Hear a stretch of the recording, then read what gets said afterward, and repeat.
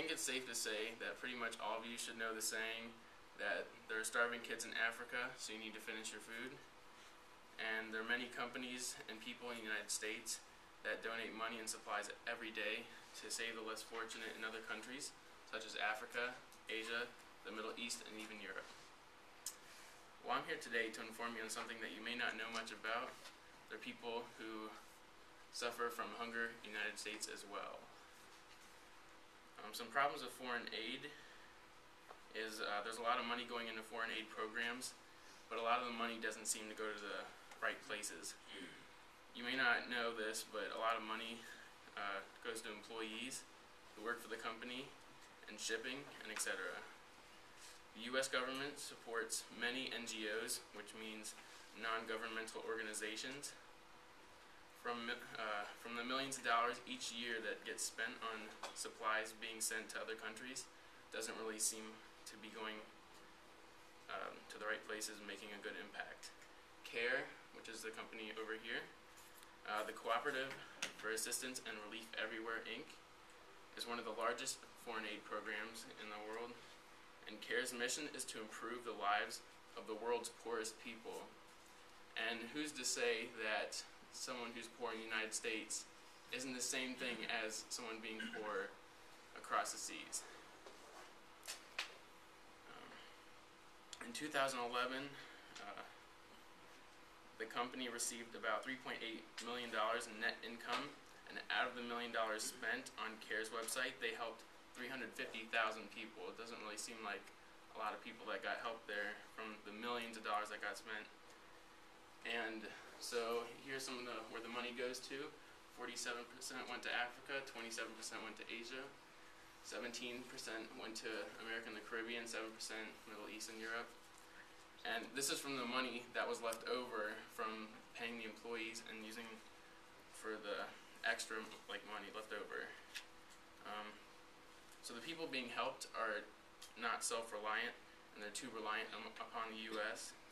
The U.S. government donates 1% of its federal budget to the foreign aid programs, and according to the records of CARE, our U.S. government donated $177,000 to this program.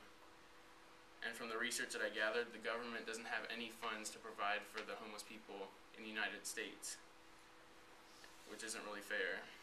And the law requires that aid in the form of food must be in ready-to-eat boxes and otherwise be processed before shipped overseas. So they put a lot of money and effort into sending food and supplies overseas. Alright. And here's from the CARE program. They said her name is Fatou Wama, and her village, she's the village chairwoman representing the people in Gongorda village in Bong County, which is in Liberia. There's a map to your right. And Fatou says her family used to eat 1 meal a day during the lean season prior to the harvest, and now they can have about 2 meals a day and live off of that. And she said she's even saving money, but she's being supported by this company, so of course she's going to be making money if she's being supported.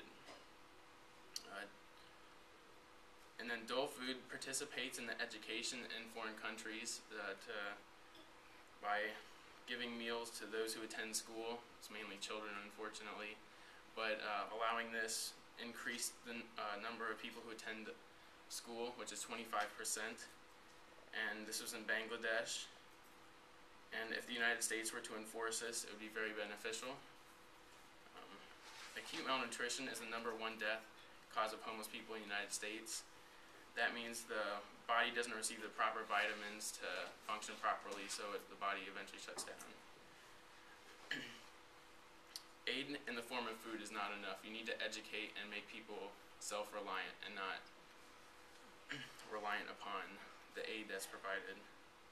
There's approximately 3.5 million homeless people in the United States, and out of that, 1.3 million are children. And soup kitchens are open about once a week and serve 1 meal during that day. And so for the rest of that time, they're left to fend for themselves. So through the support to foreign countries, they get at least 2 meals every day.